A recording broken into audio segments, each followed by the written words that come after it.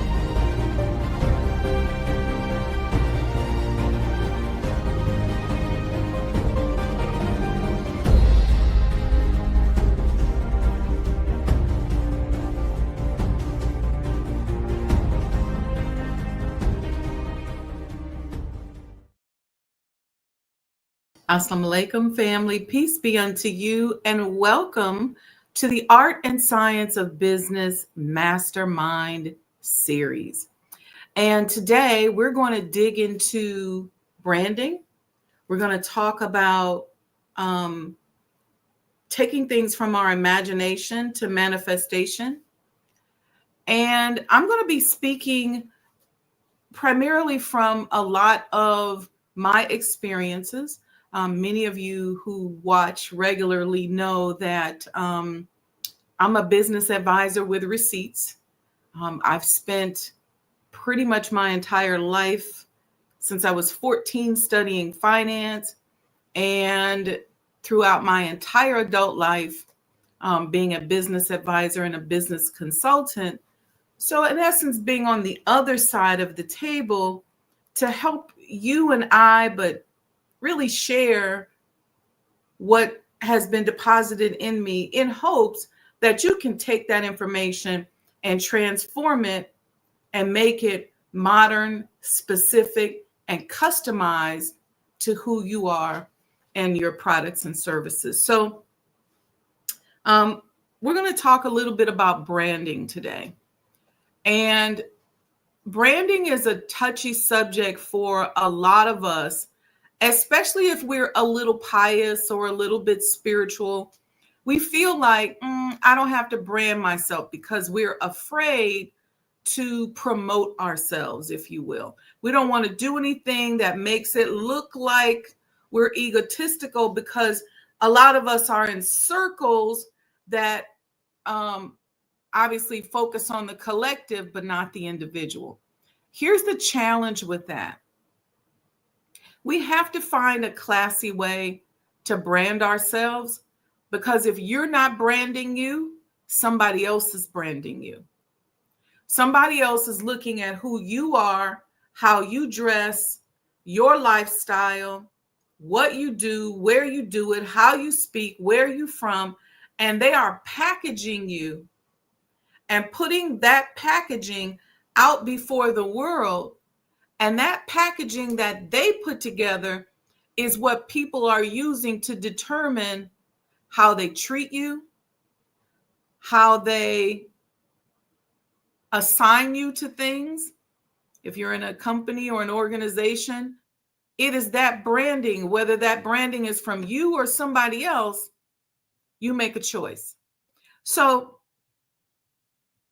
I stand on the side of, I can always bet on me. And I'm going to take a moment to tell you how Allah shows up in me, and I'm going to brand myself. I'm going to brand my products. I'm going to brand my services. Okay? Because I want to be in control of the branding. If we look around us and we see how big and influential propaganda is, and how you get packaged, whether it's through algorithms or people who use AI to, tap biases and things like that. It's always best to handle your own branding. And what I include in my own branding is the ability to manifest, the ability to change things, to make a difference, to take imaginable, immaterial things and make them material. Launch products, introduce services, make a difference in people's lives. So that's part of my own personal branding. That's important to me. And also being an inclusive person. And what do I mean by that? I never want to be that person that allows the boundaries of Willie Lynch to control my life. Because a lot of people are like that. If they see somebody that's older than them, they say, oh, I can't learn from them. Or if they see somebody that's younger than them or that doesn't look like them, they say, I can't learn from them. And I just think that that's a very, very limiting way to live your life. Because remember, we talked last week about what? Data points. So what you want are different data points that are going to help you form a mission, form an opinion, prove a statement. You need data points. And if it means talking to somebody who's 30 years younger than you or 30 years older than you, it makes sense. And here's the thing. Someone told me that stuck with me. When you're younger and you have older people that advise you and that help you, you're ahead of the people in your demographic. When you're older and you have younger people that associate with you, with your brand, or that, work with you on certain things, you're ahead of your demographic. It's a weird, funky thing, the way they set the universe up. But the key thing is, and I say they set the universe up, I mean the pop culture, business, product universe. That's what I mean. Let me start. We are following along in my new book, The Art and Science of Business. If you don't have it, I strongly suggest that you get it. This book is designed to raise your awareness, to spark thought, and to help you. Here's the thing. You got to approach this thing spiritually. When there are messages out there for you, those messages rise up to meet you, and you just never know in what form, in what medium, or through what body that message may come from. You never know. But I guarantee you that there's going to be some stuff that comes through this medium, The Art and Science of Business, and this series that we're doing, that's going to help you. It's either going to help you say, I don't want to do that, or it's going to help you say, I like that. The key thing is being able to create our own platform. We're not going to categorically diss somebody. We're going to say, let me pay attention, and I'll cherry pick what I like out of what they say, what they do, and I'll use that and bring that over to my own platform to help me grow and develop and make something unique. Today, this year, all year, I'm going to be talking about customizing everything that you do. Why is customization important when it comes to branding, when it comes to going from imagination to manifestation? Because as America falls, as the global economic shift happens before our very eyes, as technology expands and moves faster than we could have ever imagined, certain principles and certain things that we used to rely on, we may not be able to rely on them anymore. So we have to become these pliable, customizable entrepreneurs so that we can move and pivot as needed. Okay. The great Tom Burrell, I always forget to do this. And then somebody texts me right in the middle of what we're talking about, but it's okay. The great Tom Burrell. If you don't know who Tom Burrell is, I suggest that you also get his book, Brainwashed. And I've been tempted to do like a little book club or something on Brainwashed, because Brainwashed is powerful.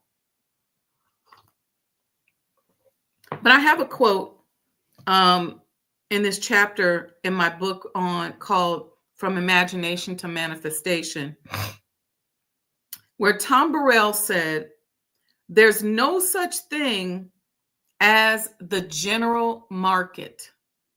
If you're not targeting, you're not marketing."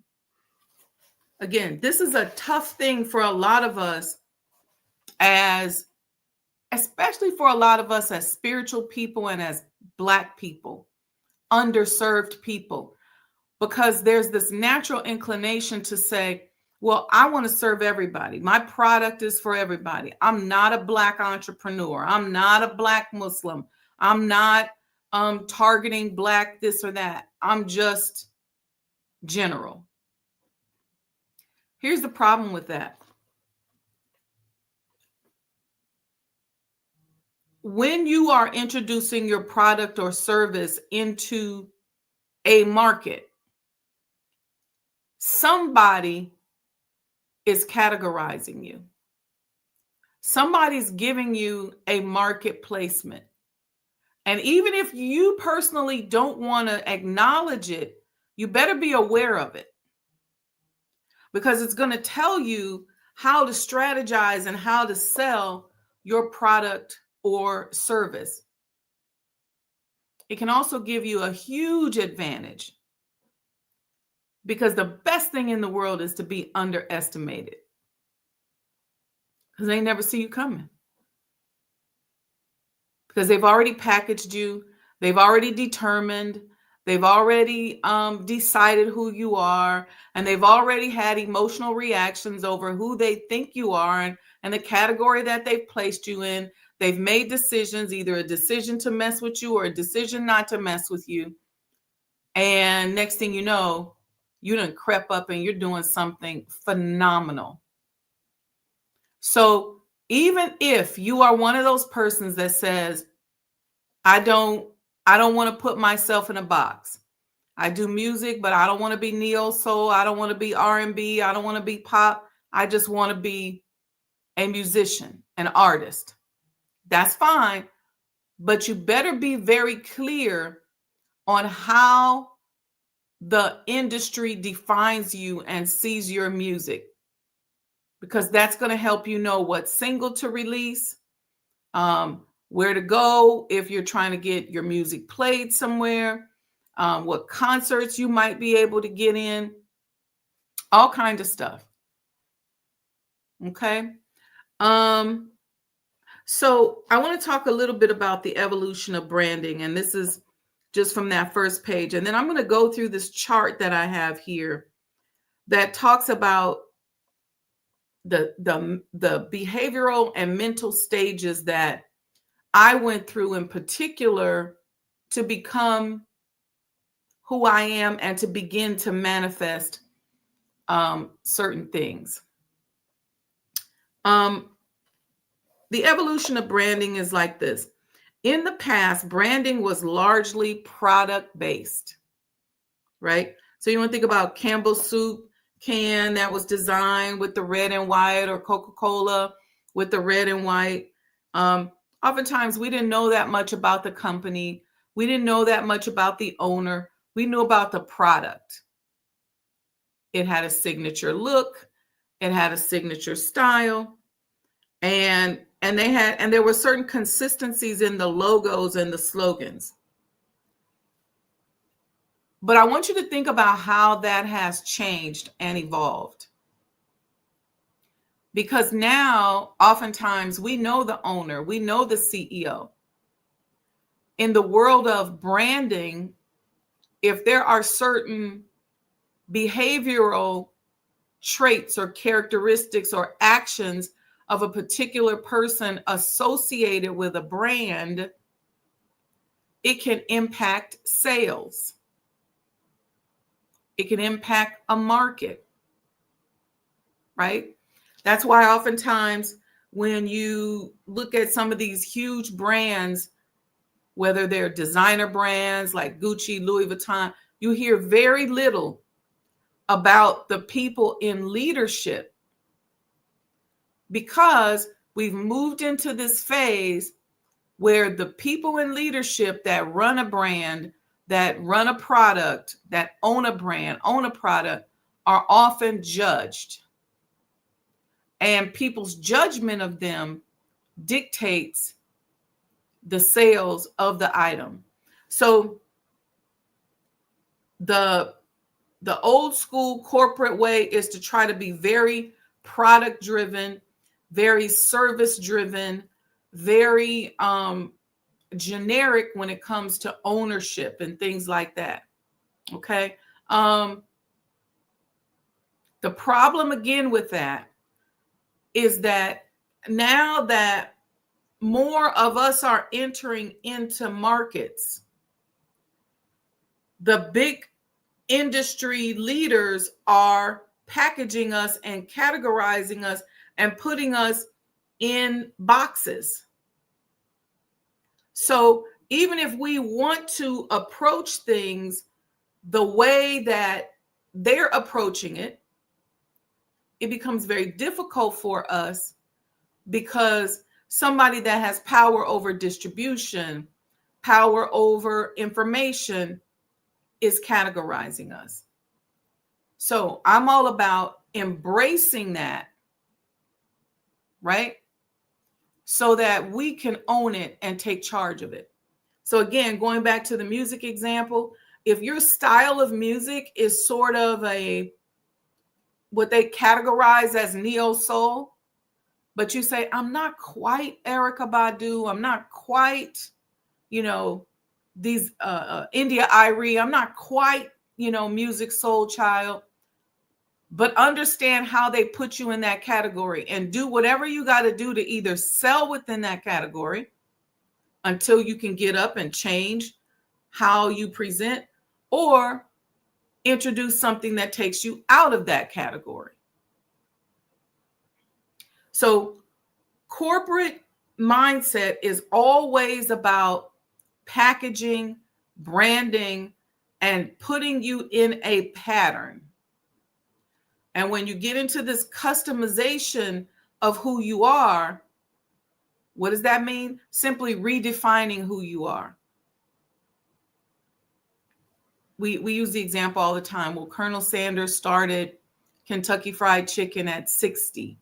And I was talking to somebody else the other day and they said, well, this person started this product or service at 75. Well, that's a process of rebranding yourself. Even starting a product at 15. You're rebranding, but you're really customizing yourself. Why do I say that? Because everybody in their mind has a way in which they think a 15-year-old should be. We have certain industry standards, if you will, or societal standards that tell us who a 75-year-old person should be. But when you decide that you're going to curate and create a custom life for yourself, those standards may not matter. All right. So now, I want to talk about, once we take that brand, once we define what that brand looks like, whatever it is that who we're going to serve, how we're going to serve them, what the color scheme is, what are some of the different things that we can do within the brand to make it unique. Let's go here first.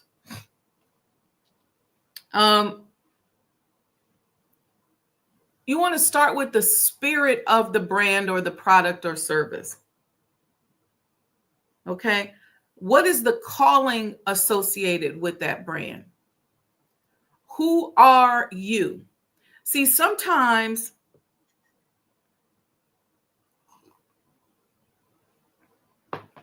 a lot of us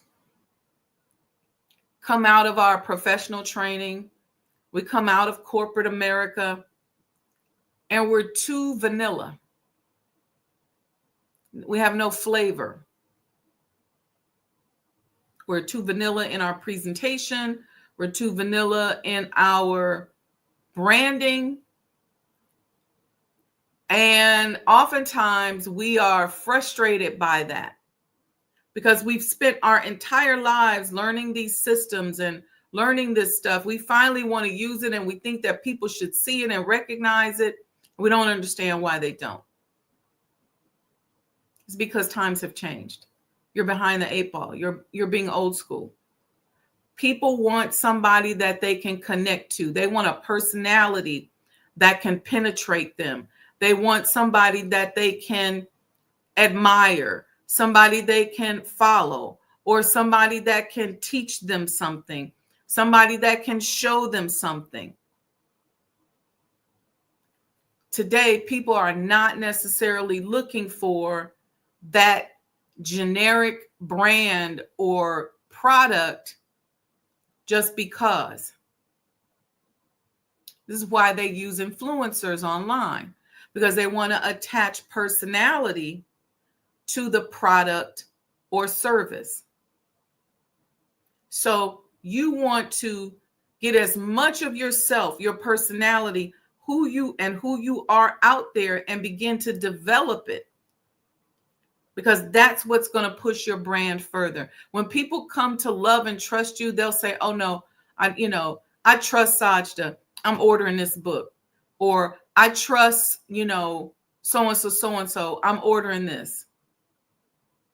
It becomes a trust factor because of the experience and because of what your personality ignites in a person. So start with the spirit. A lot of us are stressed out because we need money. We want sales. We're like, look, I'll sell to anybody. That's cool. But have a target market. Because guess what? Those people that you say are anybody, I get so many Black entrepreneurs say, well, I sell to white people too. Of course. Why wouldn't you? But guess what? Oftentimes, people are interested in your culture.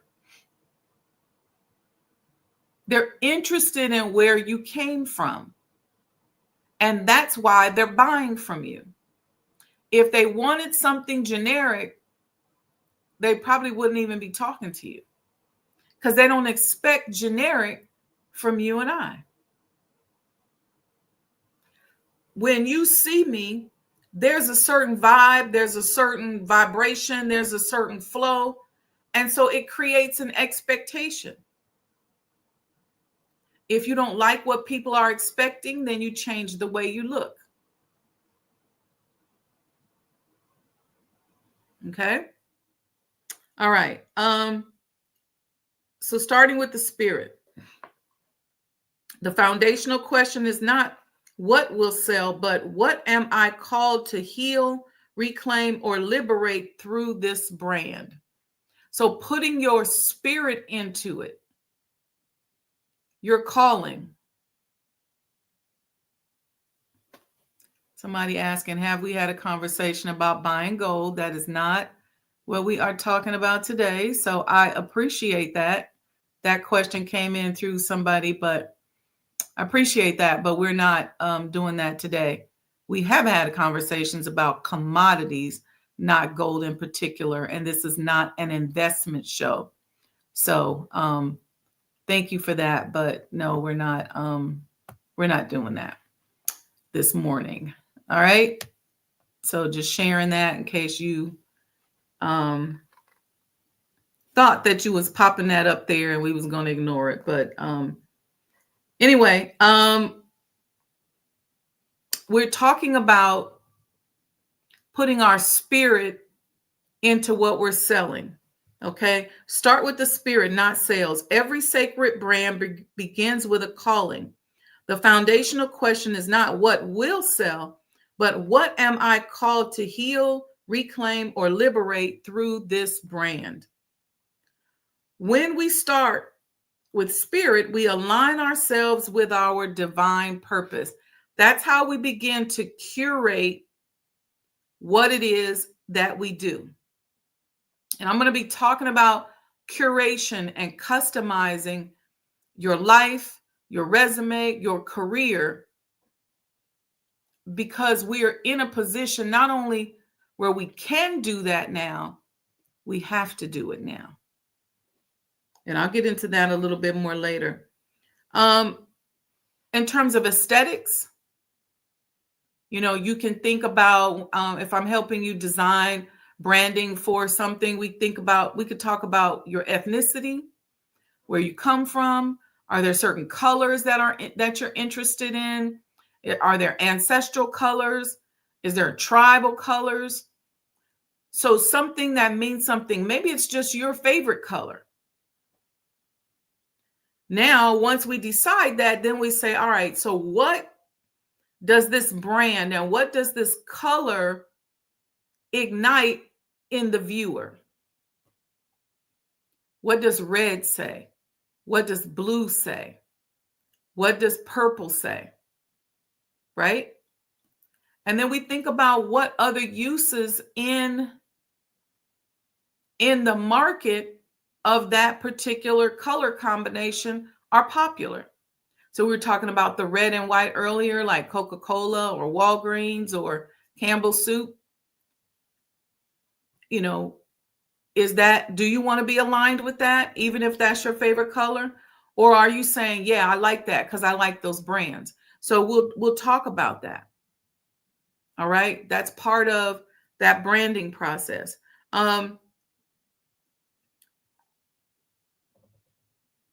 What is your target market? What is your community? Who are you pretty certain will buy from you? Don't start off saying, I'm going to sell to people in Nicaragua, and you're not there and you don't speak Spanish, and even on the English speaking side, you don't know anything about it. Let's talk about the target market that's right around you. And how can you influence the market from the circle that is your warm market? So we'll talk about that. What we're going to do with the profits. That's going to make a difference. Are we reinvesting? Are we trying to get enough money because we got to put somebody through college? Are we trying to get enough money because we want to get a car? What are we doing with the products, with the profit, and how do we honor the goal of the profit?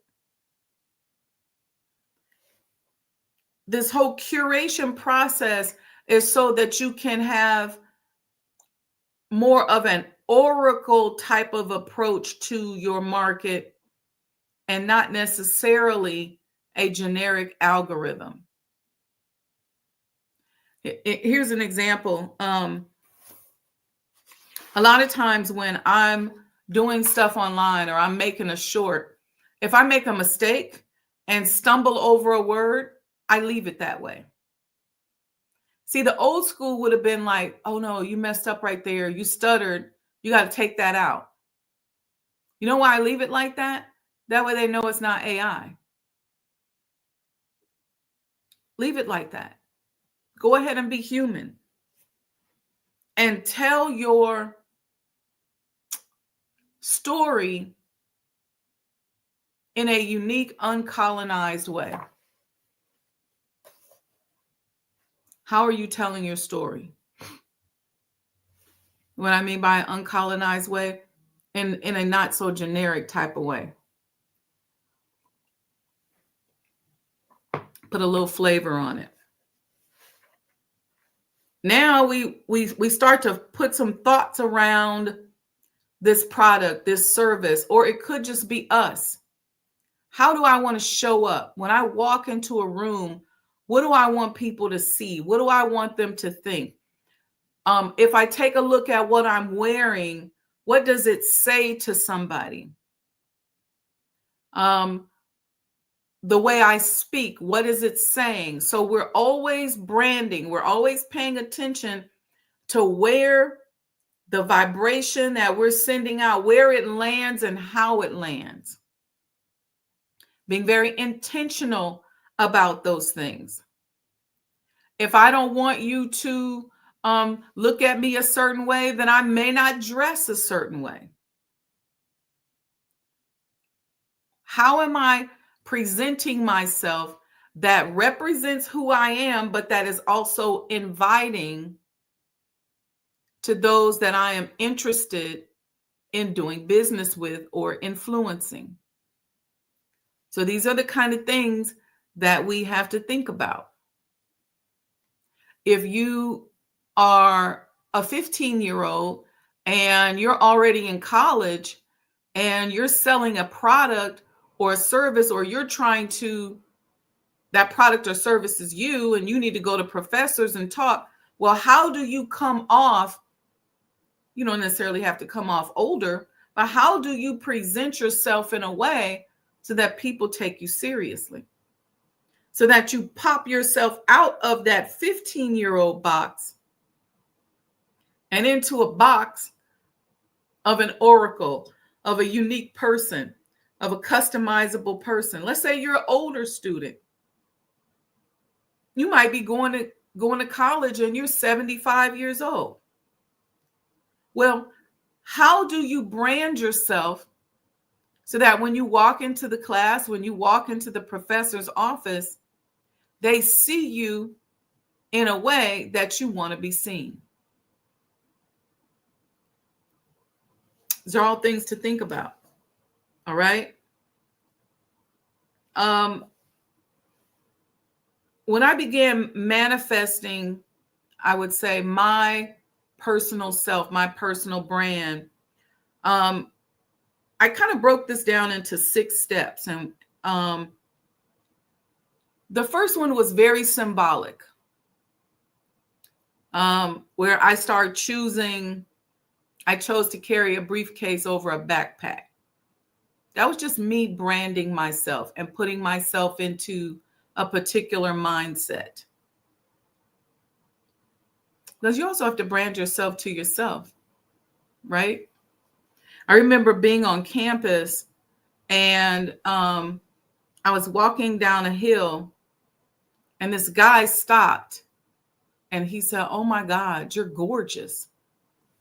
And I remember looking back thinking, who's he talking about? Like, he's not talking about me, but he was talking about me. But I didn't see myself as gorgeous. I still saw myself as that 4-eyed little girl. And so even just beginning that rebranding to myself, like, oh, I do look like something.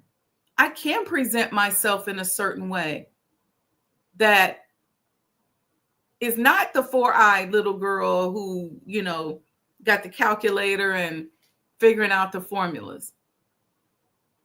So rebranding in my mind had to take place. And an identity shift had to occur. So I had to begin to internalize who I am, who I want to be, and where I want to go. And begin to internalize that. That's in your style of clothing. It's in your language. It's in how you present. And this is something I'm really picky with. I remember I did a photo shoot one time and they brought me a dress and they had all this makeup, and I took the picture and it was way too hypersexualized for me. And I think the photographer ended up posting the picture or something like that. And I remember seeing it and I was like, oh no, that is not me. It was actually for the photo shoot. I don't have my first book, for my first book. And I just went in the bathroom and washed my face, just put my eyeliner on. And I kept the curly hair and I took the picture that way. But I did not want the image, even though the picture was beautiful. I got a lot of compliments off of it. Certainly men loved it, but that was just not who I am. And it certainly was not the image that I wanted. But somebody else who did the makeover took the opportunity to create that. And I remember seeing it and I thought, this ain't me. So who are you? Who do you want to present? What are you comfortable with? Then you start aligning your behaviors. The third step is behavioral alignment. So first you take some form of symbolic action. That's number 1. Something simple like, I'm going to carry a certain purse. I'm going to wear certain shoes. I'm going to start wearing a bow tie if I'm a brother, whatever. I'm going to take some form of symbolic action. Then I'm going to begin to shift my identity so that I begin to become what it is I am striving for. So there has to be an identity shift. If you're creating new products and services and there's not a shift in who you are, then the product or service is not necessarily going to go very far. Trust me. Then you want to begin to align your behaviors so that your behavior represents what it is that you want. So adjusting your language, your dress, your mindset, how you roll, what you study. I've always been a very studious person, but I study a lot. Most of even what I watch on television is some form of study. I was in a book taking quizzes on Islamic, the religion of Islam. I study like that. Why? Because if it's something that's important to me, I want vibrationally to be able to represent that so that whatever choices I make represent what is important to me.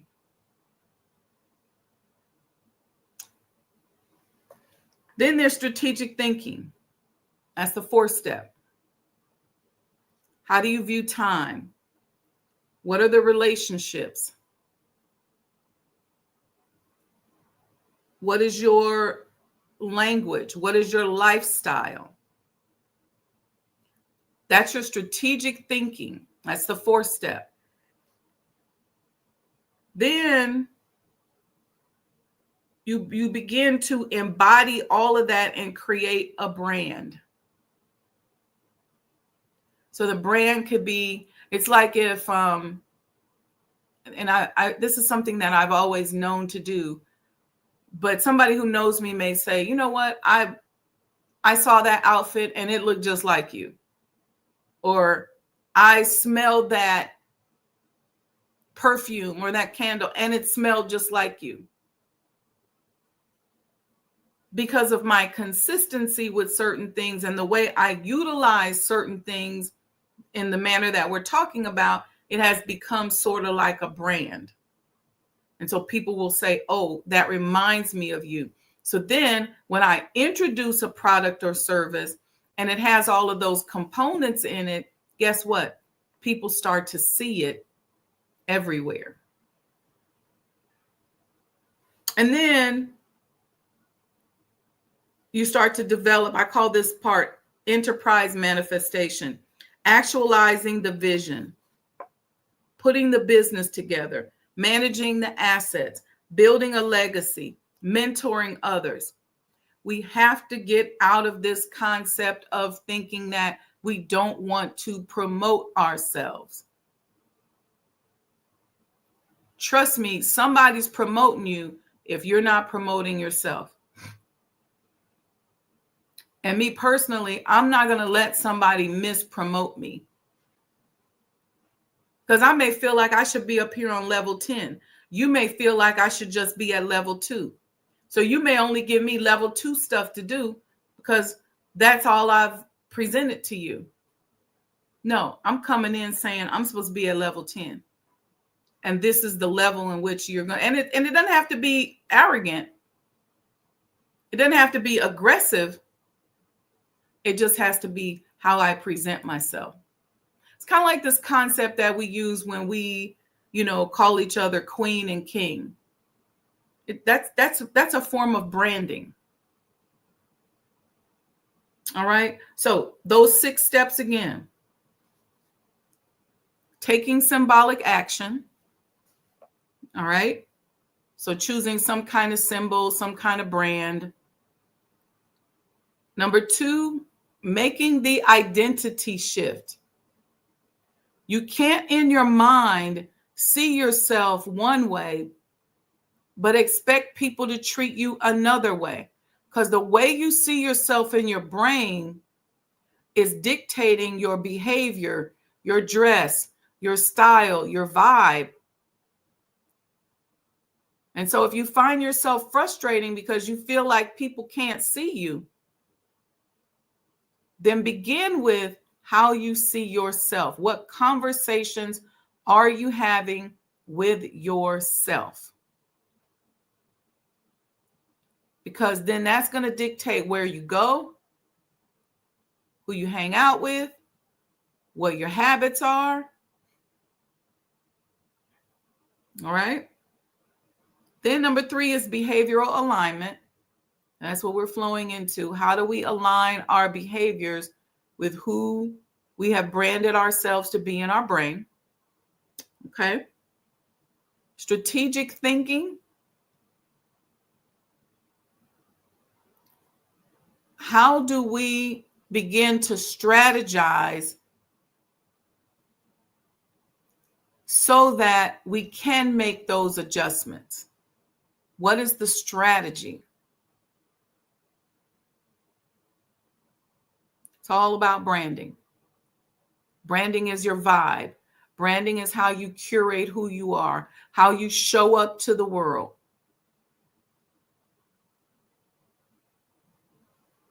I encourage entrepreneurs that I coach, we're going to work on branding you first before we ever get into products or services. And is the branding that you've begun for yourself going to be a brand that's going to make people trust you? Is it a brand that's going to make people put you in front of some cash? Sell your products or service? What is your branding dictating to people? Sometimes we brand and we copy off other people, and we're really promoting something that we don't really want to be. A lot of times a person outside of you can be the only person that can say that to you. And then enterprise manifestation, actualizing the vision, founding the business, managing the assets, building the legacy, mentoring others. Those are those key steps. Talk to me in the chat if you all have any questions. Let me see who we got in here. Let's see what we got. I see Brother Lamont's in the house. Brother Lamont, what steps have you taken to brand yourself so that as you're doing whatever it is that you do, I think you do real estate, right? How do you present yourself from a real estate standpoint, and what branding changes have you had to make? And I'll pose that question to each of us. I see Assyria Shakur. Wa alaikum salam. Sister Monica's in here. She's here. Sister Monica, talk to me about your branding. Some of the things that you do, some of the things that you're working on. How have you had to change the way you present yourself, the way you think, the way you move, so that you can become what it is that you are striving to achieve? Happy Friday, Mom. Let's see who else we got. Sandra D in the house. She says, Grand Rising family. So talk to me about that. And if you have not yet, that's okay. Get the book and start to go through this process. I give you examples in the book about throughout history, the branding and the propaganda that has been utilized. Sister Monica says she's driving and she can't type. That's okay, sis. The propaganda that's utilized to create an image about somebody. This is something that we battle a lot in historic preservation, because a lot of our heroes have been unpersoned and misbranded, where people take one or two things about them and try to make that everything about them, their whole brand. And in turn, we miss the essence of who they are. This applies to everybody. And I give a lot of examples in this particular chapter about owning your own story, building stories around yourself, building stories around your brand, or building a product or service from your brand.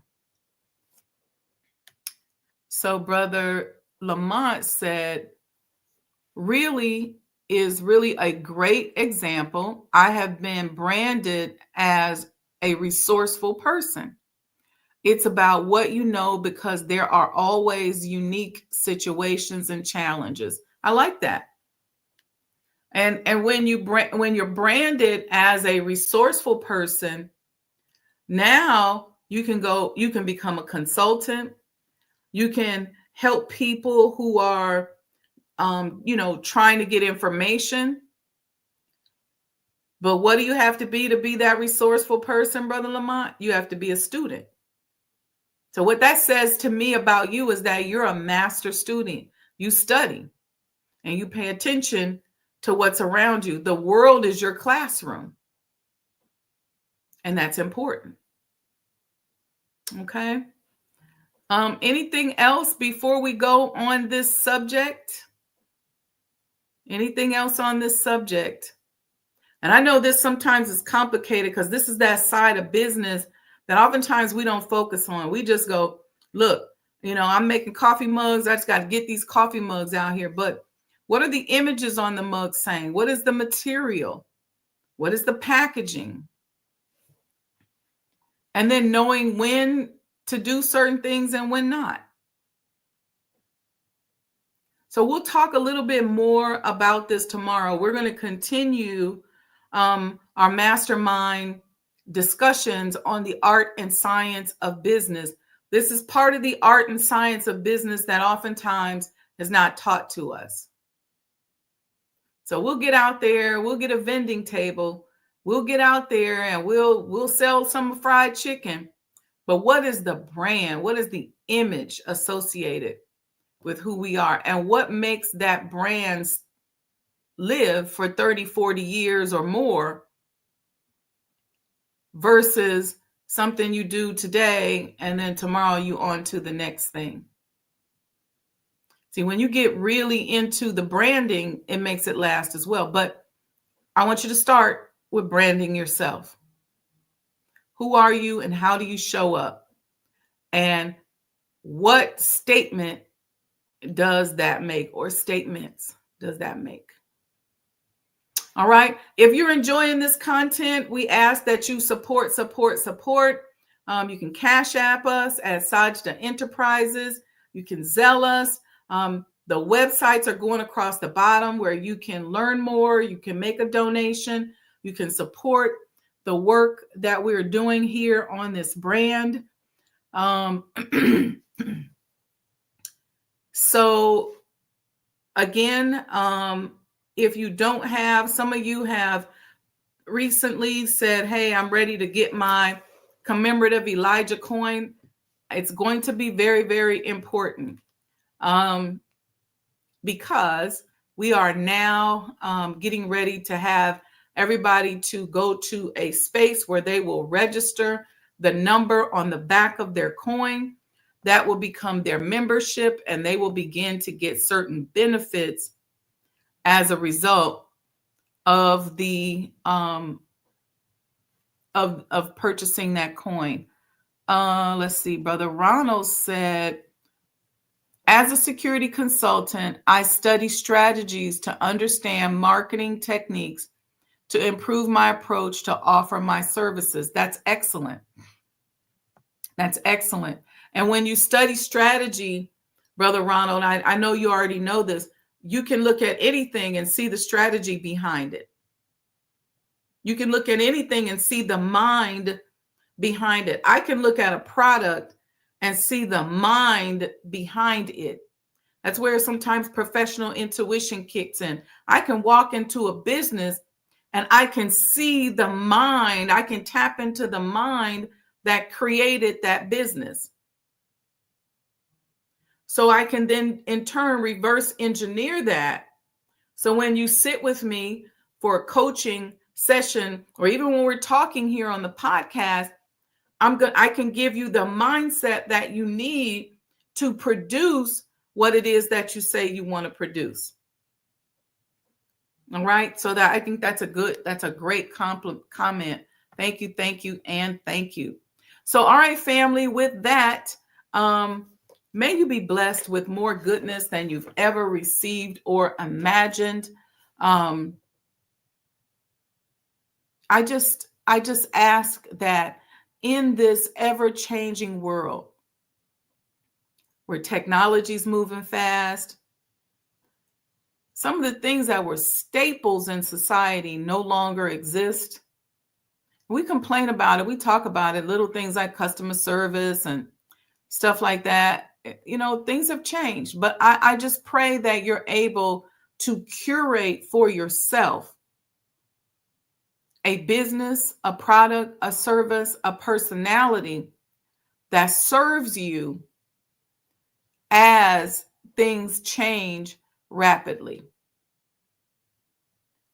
Some of the biggest forms of generational wealth transfers or impact throughout generations occurred because that person, that family, that position, that product, that service was able to survive a major transition. And not only survive it, but thrive. And then later we just see that company, we see that multi-million-dollar company, they're passing things down from generation. I was reading a very powerful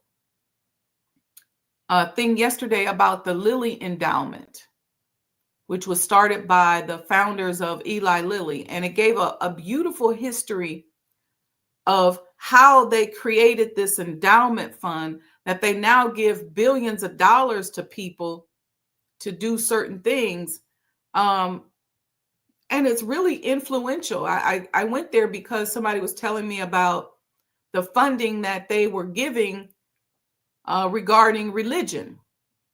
And you should go there and check it out. Just Google it. But I found it so fascinating looking at the dates and things like that and seeing these people survived through the vicissitudes of the American economy that now today puts them in a position to influence generations.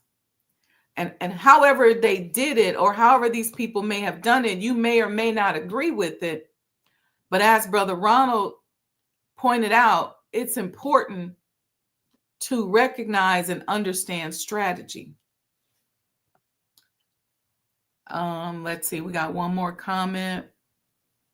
Yeah, the Lilly Endowment. I was really fascinated with how they started, what they do, the history of it. I was looking at some of the dates and thinking about what was happening in America at that time. I'm looking at the brothers and the family members that started the company and just looking at the strategy of it. And it's very fascinating. So it's important to be able to tap into the mindset when you see certain organizations, when you see certain things happen. It'll also help you not be so emotional. There's a lot happening right now in America, and we want to be able to settle down and see the mind behind it. All right. So may Allah bless each and every one of you. We still have a few sweatshirts left. They are still 40% off. You can get those at ElijahMuhammadHouse.com. ArtAndScienceOfBusiness.com is where you can go and get the books, get on that mailing list so that you find out stuff that's going on. And SajdaWendyMuhammad.com is where you learn a lot about my products, my services, and how you can book me for coaching or advisory services. All right. So inshallah, we'll see you all tomorrow. Happy Friday. Loving each and every one of you, sending you powerful energy for a fabulous day. All right. Assalamu alaikum.